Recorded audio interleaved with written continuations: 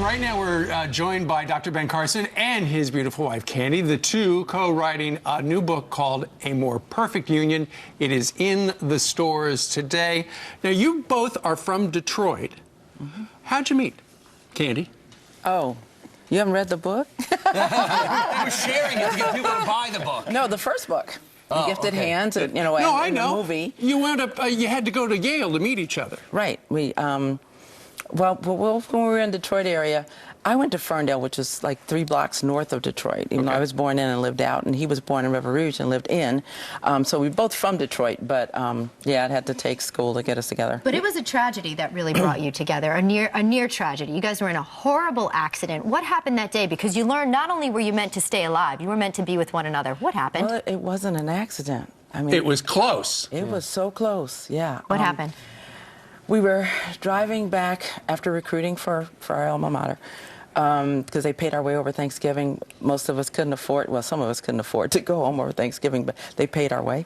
And so it was kind of neat. And my trepidation was I had to spend it with this guy because he used to tease me a lot, and his roommate. And I was Stuck in a car with him. I didn't really want to spend a whole week with him, but I got to go home, so that was good. So anyway, on the way back, we hadn't had much sleep the night before because we had decided that we were going to visit our friends in Ann Arbor, which is an hour the wrong way. Oh. And I spent the night with my sister staying up all night talking. Oh, I'm supposed to hurry this up. I'm sorry, yes, because you shouldn't ask me a question and not expect me to go on. But anyway, so I was staying with my sister, he was staying with a friend, and then, of course, the next day we were fine during the daytime, but once it got dark, it was hard to stay awake. We fell asleep at 90 miles an hour. Both of you? Yep. And as the gravel started to, you know, crunch under our wheels, he woke up quickly because, I mean, he has to. As a doctor, you know, he's in that mode. He whips the wheel in the opposite direction. And by all laws of physics, it should have gone end over end, but it just went around in a circle a few times like a mini Indy 500, stopped heading in the right direction, in the right lane. And he says he did not touch the brakes. The car stopped.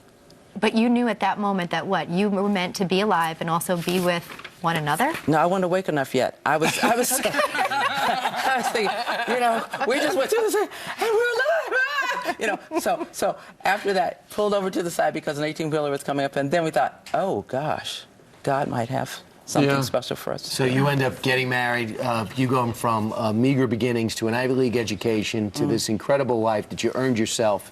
You put this book together, but the focus of this book is how our country started. Absolutely. An analysis of the Constitution and the amendments that were in it. Everybody knows we have a Constitution, but not many people know what's in it. And that Constitution is there to protect us, the people. And it tells you how the government is supposed to work. And I would love for a lot of the people in Washington to read it also. Because it's meant to be read. It's not a difficult document. It's not a legal document. You know, the Constitution is only 16 1/3 pages long, and it's written at a level of an 8th grader. And they did that specifically so that the people would understand what the foundation of our country was. Sure, but people have got to be motivated and got to want to, and this book is a great entree to that. Now, there's something, I had asked you if you could reveal something embarrassing about Dr. Carson, and you said there isn't anything. Well, you know, actually, I thought of one. Oh, no! Tell us. We'll be right back after the break. You can't do this, doctor. You do not have that type of power. Something people don't realize about him, he loves egg salad sandwiches and potato chips that are barbecue, right? Of course. And here you go. Thank you. Not sure how heart healthy that is, but Heather's been in the kitchen all morning. Dr. Carson and Candy, Heather now are behind the sandwich right now. Yeah. Did you make this? I did not, yes. I should take credit for that, right? Yeah, absolutely take credit for You it. have to take credit with the hero walk right here. So this is your go-to. Absolutely. Since when? Forever. And you know. And Candy loves it too. Oh, yeah. So That's you great. can share. we're in Fat City. Oh, yes. All right. Well, I can see that in every hospital and every surgery. Afterwards, you can just pull a lever and you get your egg salad sandwich to drop out. It's fantastic. I'm not sure if there's a more perfect union than the two of you out there, Oh, but that's maybe really in the sweet. book, a Thank more you. perfect union. y'all Writer, should read it. researcher to a really good team, and this is going to be another bestseller. And Congratulations I don't on get that. to, I don't get to spill my guts on it? What? Sorry, we're out of time. All right. He wants to be president, right? Thank you very much. Come visit anytime.